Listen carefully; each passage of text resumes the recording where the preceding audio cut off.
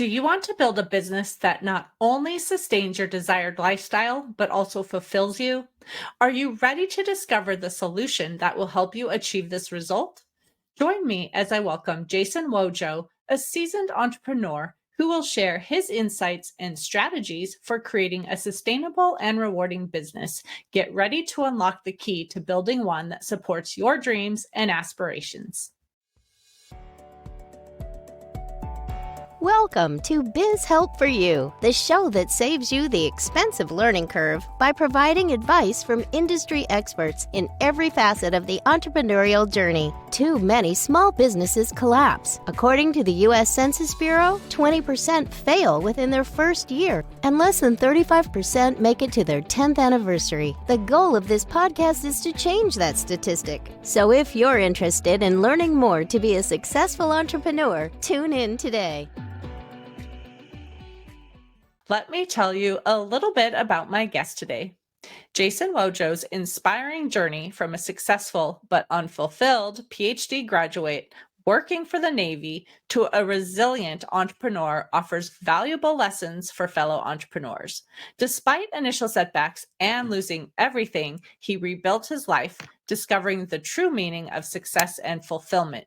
With extensive expertise in various areas, including health, fitness, multiple income streams, marketing, real estate investing, and mindset, Jason brings a unique blend of academic training and real-world experience. His transition from officially unemployable to becoming the CEO of Life and Air, a company dedicated to promoting abundant living, showcases his passion for making a meaningful impact. You can benefit from his journey by learning about resilience, leveraging diverse skill sets, and finding purpose in your business endeavors, all while staying true to your values. So, Jason, welcome to the show.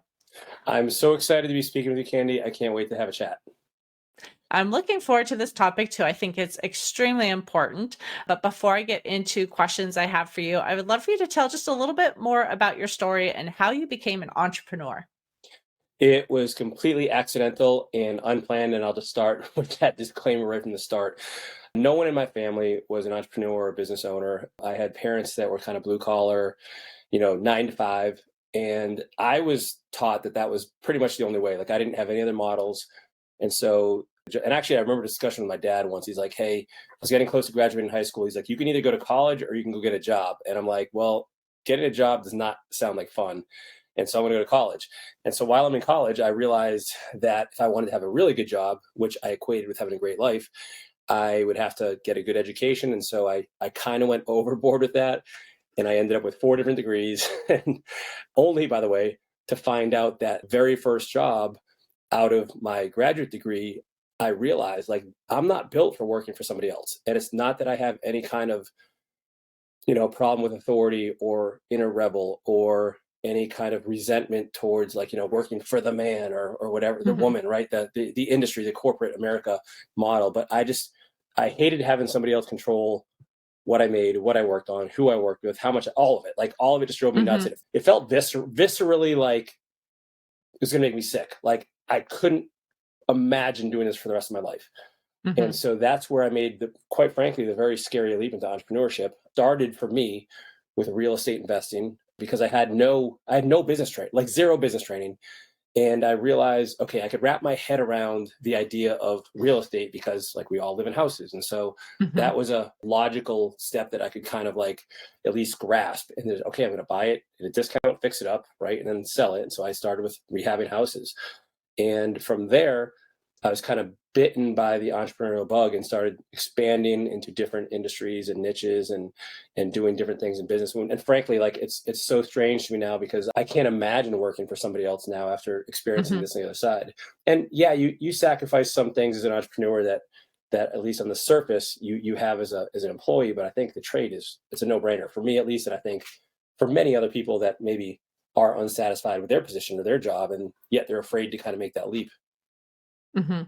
I think many of us started businesses without intending to. I'm one of them. I worked for a company for, like 10 years. I was home with kids for a couple of years. And, then someone asked me to help them because they knew that I knew bookkeeping and everything. And now, here we are years later, but it definitely was not on the radar. My parents, weren't entrepreneurs. There was one family member that was, but I wasn't around them because they lived in Indiana and I was in California and I saw them like once every other year for like a week, right? So you don't get Mm, exposed really to what entrepreneurship really is. And I think we just sometimes stumble upon it, which is great. But I did have some education. I went to college, I took business management, I had lots of entrepreneurial type courses in terms of like accounting and actual entrepreneurial management, but I still at that time didn't think I was going to be one. Right? yeah. So thank you for sharing your story, though. I always love to hear where people are coming from and how they got to where they are. But over the years, you've learned some things that we want to talk about today to educate the listener on how they can assess like the skills of their staff and understand like personality assessments and how to Mhm. use that information to really implement to have a more successful business, not just like financially, but really making it an enjoyable place for staff to be. So I would love for you first to just talk about number one, how can organizations identify and assess the unique skill sets of their employees and the personality types and how to use that information? So I think if you look at least I can speak to my experience. When I'm hiring people, or even when we're not actively hiring people, I'm always on the lookout for people that are quality. Because what I found is that many times the best people already have jobs. Now, not all the Mhm. time, that is a broad generalization. But for instance, like when I go to a restaurant and that server can remember my entire order and the six other people I'm with and not write it down and do it with a smile and refill the waters and then do the same with every other table, this I realize this person has a skill set. Now, that skill set is job position specific. And so Mhm. as I'm going out through my day to day, whether it's the grocery store or the bank, I'm doing whatever, I'm looking for people that seem to have an exceptional level of skill because this almost gives me a preview to their kind of like how they might be in a similar position with me. And so I'm always Mhm. keeping my eyes open. That's one huge thing to consider as a business owner. Now, the other thing, depending on the size of the business you have, what I've realized is that as you grow, the skills become more and more and more important, I believe, in terms of their expertise. And what I mean by that is like when you only have two or three or five employees, there's probably a good chance that there's a lot of different hats being worn by these individuals, even if they have a strength zone, which by the way, you always want to focus on there. But there's probably a lot of pivoting going on depending on the size of your business. And so what I see is that you have to hire for people early on, I believe, that have some degree of the right mindset around what it takes to run a small business. And so it's very different if you have 100 plus employees or maybe even 50. You can be very, very, very specific, like, hey, I want somebody that can program. But earlier on, I'm looking for people that really match the personality and the community and the culture of my companies. And this is super important because I don't know if now, to some extent, this is a little bit tricky because I don't want to give a broad generalization, but like I think some of these skills can be probably molded a little bit. But I'm usually looking for the community fit and the personality fit first in terms of their values. What do they find rewarding? Can I provide that? Will they fit into like the general values of the company? Because I've seen it go terribly wrong when you hire the wrong person. And then skill Mhm. set, like so that is, but it's usually not the first thing because if somebody's intelligent and they're sharp, I can train skills, like I can teach them to some extent, but it's much more challenging. Again, not impossible, but it's more Mhm. challenging to fit on the culture. And so that's usually what I'm doing. And so some of the things that I do specifically is we make people jump through hoops a lot to get hired with us. And so, for instance, to the skill component, what I'll and well, let me just I'll just tell you briefly. Like, so for instance, like the first thing you do when you apply in our job description, I'm putting things in there to weed out the people that aren't the right fit. So for instance, if I'm looking for somebody who has to be detail oriented, like by the way, I'm making my job description extra long on purpose to make sure that the Right. right people read through it, right? And I'm Mhm. also saying, hey, send over in whatever, PDF format, a cover letter with answering these 2 questions, and then a resume, both in PDF format. And oh, by the way, send in the subject line, write something snappy and have a smiley face at the end of it. And so like right off the bat, if they don't put the smiley face in there, or if I get a Google Doc or a Word doc, you show me you didn't pay attention. And so I can automatically eliminate that. So that's one of the early skill tests you can do, is simply by looking at, what does this position require in terms of the general proclivities that somebody may have for that position. And then what we do with the personality is we'll have them submit a video interview. So, but before we even have anybody from our team sit down with them, we're having them submit a video. So somewhere between 2 and 5 minutes long, answering a few questions. And you'd be amazed at how much you can tell by someone's like demeanor on camera. Not only that, but like, for instance, we've had people do this. I had one woman, she's like, I can't believe I have to do this dumb video, but here it is. I'm like, oh, you're really gonna like record that and send it to me? Like you're telling me you're not gonna be agreeable, and you're gonna challenge me. And we've had people do this on, and I could see in their background there's like stuff all over the place, super disorganized. And I'm like, okay, you're seeing these things. So those are some 2 easy things to start doing when you're looking for people. Hiring a good person or a bad person has effects in your business. And so you've got to do as much as you can in advance without taking up the bandwidth and the frequency, of your team in bringing those right people onto your side. Right. Well, while you were telling that story, even about being at a restaurant and someone, can remember all the details, and you're thinking this could potentially be a great employee, I have like some thoughts on that too. And number one, like, how do you even have that conversation with them to say, hey, you might be a great fit, for my company, even though I'm not even hiring right now? Like, how do you even have that conversation and then maybe have them ready to move to you when you do have something open? Like, how does that even happen? Yeah. So what I'll usually do is, and of course, like as a man, I have to be very careful to not come off as creepy. Like if it's a female server, for instance, so what I'll oftentimes do is I'll say, hey, listen, do you work here full time? Are you looking for extra work? And they might say yes or no. If they say no, I'm like, okay, well, just wondering. I just want to tell you, we have a company. I'll still explain it, because just in case, I'm not trying to poach anybody. But if they're looking for extra work, because most of our people are actually part-time, and that's for a couple reasons. But I'll say, hey, are you looking for extra work? And I will carry around cards with me. I'll say, listen, this is the company that I run. We are looking to bring new people on board. And why don't you do this? Check out the website, read up on it, see if it resonates with you and all. If so, shoot me an email, I'll send you more information. And that's literally all I say. I don't go into like, hey, we're paying this much and this many hours. I want them to look at my website, and they're either gonna be turned off by it, or they'd be like, this is awesome. Like, I want to learn more. And then the ball's in their court, and I'm not following up. I'm not doing anything, because part of this is also like, you don't want to necessarily chase people down, but you want to attract the right people. So our last position, for instance, we had to close down the applications after 2 hours. First of all, we found our applicant, like we actually found the one that we wanted, but we had too many responses. And so I think it's a good problem to have, but that's how I do it in a restaurant now. And that's almost the same thing anywhere. So if I'm in line at the grocery store, I'll be like, hey, wow, I'll have a conversation with it. And this is interesting. Like when I've been in a conversation at checkout line, and I can tell everybody behind me is getting irritated, and I'll see how they handle it. Do they rush me? Because listen, if you're going to rush me, you're going to rush my customers and make them feel like they're a nuisance as well. And so I'm kind of seeing how they react to these things. If I'm looking for customer service, are they personable? Are they friendly? Are they quick, but also getting the job done and doing it with a smile? Like those kinds of things. That's how I do it. Now, I'd probably hear back from less than 20%, I'd say, of people, like when that happens, for sure. But again, like you never know, that person could hold on to that card. And now your second question though is like, what if you don't have a position available? This is a little trickier, and it depends on the situation with every company. And so I would never encourage a business to put themselves into like, and this is, I gotta say, this is a personal preference.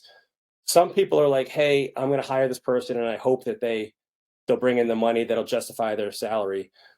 You can do that, but it's a little bit risky. And you're kind of putting yourself behind the 8 ball. So everybody can do their own thing on that. But oftentimes I will look to see, do I have any bandwidth? Is there something, at least on a maybe contractual basis, like a project basis? Hey, we don't have anything, that's going to sustainable right now, that's long term, but, I'd love to get you for 5 hours a week. Mhm. And this gives me a chance to test them out as well. I hate firing people. Like, and Mhm. I know that Me too. people are like, people, and you'll hear people say like, oh, you're giving them opportunity to work somewhere else where they can flourish. Okay, maybe, but I still feel bad. Like, and so these little micro tests are actually a pretty good way to approach this in a non-threatening, non-committal way where, okay, you're going to have them work 5 or 10 hours a week for you for a few months. And then if you've said specifically, this is project based, the project finishes, you can decide to see how it went and make a decision from there. Mhm. Well, and that's great now for future hires, right? But what if someone's listening now and they're saying, like, I have a team, but I'm not really sure if I have them doing the right jobs or if I'm, taking into consideration like their personality types exactly like I should. So, do Yeah. you have maybe some resources that you could recommend to help them understand more about their employees and how to effectively use them in their positions?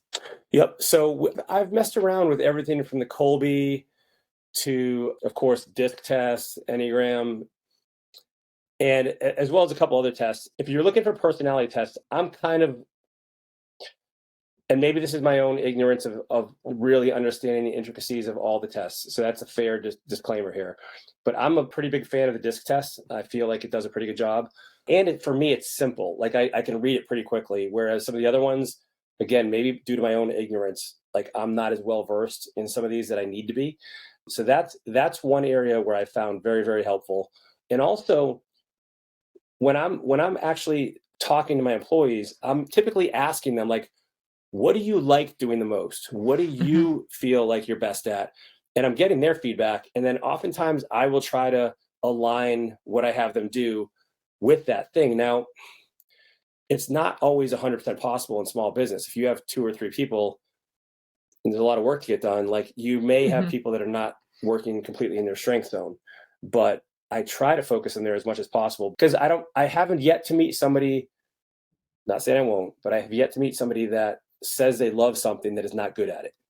And so we have one guy on our team, for instance, that he fought me on this early on because I think he was afraid to tell me what he really wanted to do, but I saw it in his work and I could see it in his reaction to we're talking about this. But he loves data and analytics and spreadsheets and formulas and all this kind of advanced like Google Sheet stuff. And he's awesome at it. And so that's where I try to focus him as much. Now, we recently had to hire somebody for customer service because frankly, this is a mistake, but we didn't have any alternative at the time, is he's not that kind of person really isn't oftentimes great at customer service, right? The data person Right. versus the Hmm. high I. And so we just hired somebody for customer service. But for us at that point in time, that was a decision that we had to go with based on the needs of the company. So I'm looking at disc tests. I'm asking them what they like to do, where they like to focus. I try to run a very horizontal organization that is not, you're above me, I'm above you kind of thing. It's but rather like Hmm. we're all in this together and let's figure out where we're each of us best. And that's kind of how I do it. I don't know if that's answering your question. Sure. I mean, again, I just wanted to have maybe an idea of something that you would recommend. So if someone's listening, they're like, okay, what can I do? Because there are so many out there, or maybe I don't even know what's out there, so that's helpful just to share Yeah, I think your feeling on it. I'd say disc is great. Enneagram, Well, I'll I've see it done later. strength finders too. I don't know if Strength that's finders one is you've great. used. Yeah, strength finders is great. The Colby's okay. Like we had some luck with the Colby, and there is one other one that is not coming to mind right now. But again, I think the challenge I've had with some of those tests is I've had employees think I want them to answer them a certain way, Right. and so it kind of skews the results. Oh, here's another one that's pretty Hmm. good. This isn't a screening tool, but it's a very, very helpful tool in connecting with your employees in a meaningful way is the 6 human needs tests with Chloe Madonis and Tony Robbins put this test together. That's good and learn because this is a little bit of a tangent on what you're saying, but like learning how to best motivate and inspire and work with those people is equally, if not more important as Hmm. screening them in the front end, right? Like, so Right. knowing how to connect with them is important too. Hmm. Well, and you were talking too about seeing what someone really loves to do and getting in that position, yet, especially in a small company, which, most of the people who are listening to the show are small business entrepreneurs with a small team, then you have to have people helping each other in different jobs, or maybe you're doing multiple types of work. So, how do you balance wanting to give what they really love and they're great at, with needing to be like cross trained to support each other in case someone is out, or just being able to handle multiple aspects? Because again, sometimes we wear so many hats. Yeah, that's a great question. So we'll use a mind map of all of the responsibilities in the company based on position and role. And so if you're not familiar with the mind map, it's basically like a tree diagram that has sequentially branching arms to it, where you just look at a full picture visually. And so what we do is we have them down under each line what they do, like what are they responsible for, and then I have them choose the things that they like most. And I'll say, hey, this is great, and I want to focus you here as much as you can. However, here's the other things that need to be done. And what I found is that when you share this with the company, we've seen sometimes people be like, oh, you don't like doing that? I like doing that. Like, let Mhm. me take that off your plate. And so there's a lot of transparency in what everyone's doing. Like, it's very, very open. Like, I share what I'm doing, like, with the team, even though, like, I'm not really obligated to. I feel like that's a good model to hold. And so we see people jumping in off of the commitment to the team. And what we've kind of established is like, hey, you know, we're there to support each other, because it's like Mhm. we're all in this together. Like I tell the team, I'm like, listen, then I'll use like a football analogy. I'm like, hey, we all have our positions, but guess what? Like sometimes that wide receiver needs to block, and sometimes the lineman is going to do something else. And so, like, we really have a very, like, collaborative environment, which, again, this is why the culture is so important, is Mhm. because the worst thing you want is somebody to say, like, that's not my job. Like, I don't, Right. no, I'm not paid for that. Like, that is a challenge. Like, and so, for instance, like, literally earlier today, we have an event in Orlando this week. We leave in a couple days.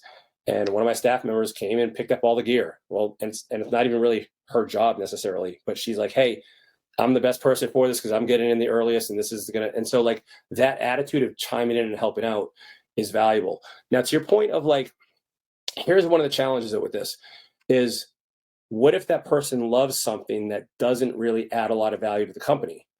Now you Mhm. got a problem, right? And so now you have to have an understanding of why. This is where I ask deeper. I was like, why do you love this? What is it about this you find appealing? And then I try to find a different activity that adds more value to the business. Because, for instance, if someone says, like, I love just handling customer service calls, and that's it, but we only have one or two customer service calls coming in a day, like, that's not going to justify like, all Right. of your activity. So what I'll do is they'll say, like, well, and then I discover they really like interacting with people, and I'll be like, okay, well, if you really like interacting with people, now maybe I can put you on some check-in calls with our members, or I can have you reach out to prospects just to give them information, not even to have a sales call, but, like, you can start to reach out, you can start to foster those relationships with people and build goodwill. And so I think finding activities that do add value to the business is important, because, like, listen, I mean, if I like sit on the couch and eating nachos, like, that's not necessarily going to help the business. So that's kind of how we do it. So it's a combination of collaboration and then understanding why they really enjoy the things they do, and see if I can find something more valuable for the business to do. Mhm. Well, I would think along with that would be like ongoing training and professional development. So, what would you say to someone who's listening about like how often or what to offer, so that they can really utilize the skill sets of the staff that they have? So I love that question. And so one thing we do is every week in our team meeting, we currently meet once a week in the morning on Mondays, actually at 11, because I don't like mornings, where you're expected to come to that meeting with either one thing I learned in the last week, one thing I fixed, or one thing I improved. And so I've put a strong emphasis on, and this is just in our business in particular, like, I want you to continue to grow. I want you to continue to get better. We had a gentleman come out to one of our events in New Orleans recently, and he used to work for Amazon. And I had never heard of this before. I think it was an upper level manager. He said, in Amazon, we have a hiring policy where it's called 50% better. I'm like, what is that? And he said, the incoming person has to be 50% better than the existing person there.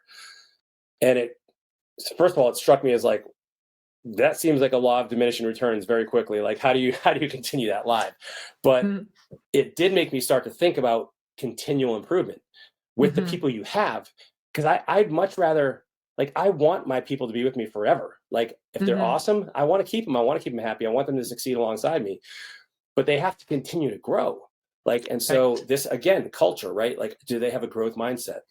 So what I'm oftentimes doing, we're talking about, books they've read. We're sharing internally. Like, I just got a report one of my team members sent to me where it had some data on virtual events, because we're looking more into that for next year. So everybody has an eye out for not only themselves but for each other. So like, if I know that Sarah is focusing with something that run across something that I think will help her, I'm sending it to her.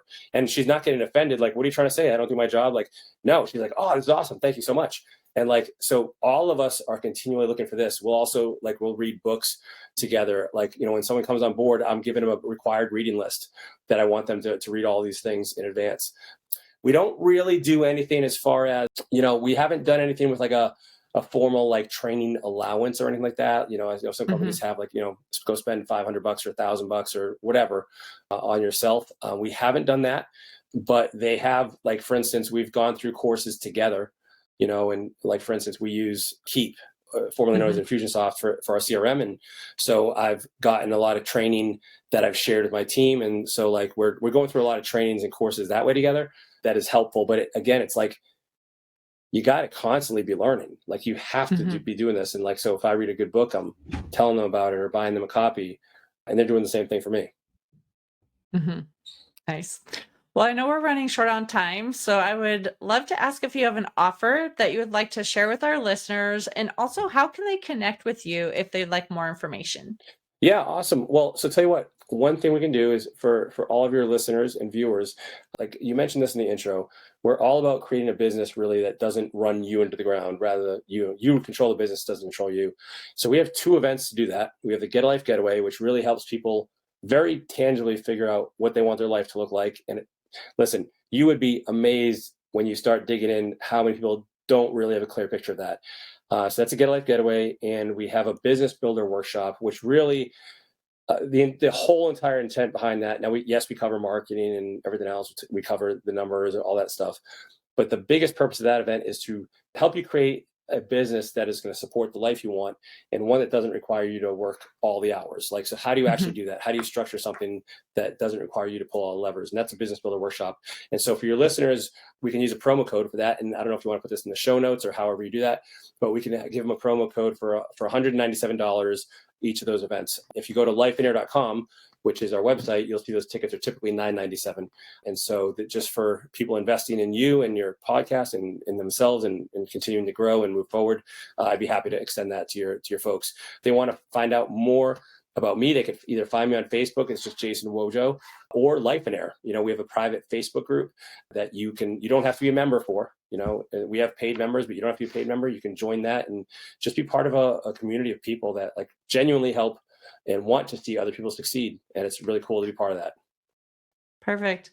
We definitely will put that in the show notes. So send that over and we'll include it. And I just wanted to thank you, Jason, for being a guest on my show and talking about this topic. I think it is important as entrepreneurs that we really think about the skills and the personality of our staff and really use that for them, to put them in the right positions as much as we can. And so I think it's important to, just talk about that and figure out how we do that, so thank you. Huge. Thank you. Thank you, listeners, for tuning in today. I hope you found this topic interesting and enjoyed the informative discussion. Would you please share my show with those you know and leave a review on your favorite podcast platform? I'd really appreciate your support. If you have any additional questions or comments, be sure to reach out to my guest at any of the links that they shared, or you could send me a message at media@ABandP.com. I hope you can join me for my next interview. And remember, you can connect with me on Twitter, Facebook, and LinkedIn and my website is abandp.com. This episode is sponsored by Affordable Bookkeeping and Payroll Services. If you are overwhelmed trying to handle the financial aspects of your business, ABandP is here to help. Contact us today to discuss your needs at 310-534-5577 or contact@abandp.com. My team and I are eager to assist you. Until next time, have a great day. Thank you for listening to Biz Help for You. Please join your host, Candy Messer, again next time. Have a terrific day.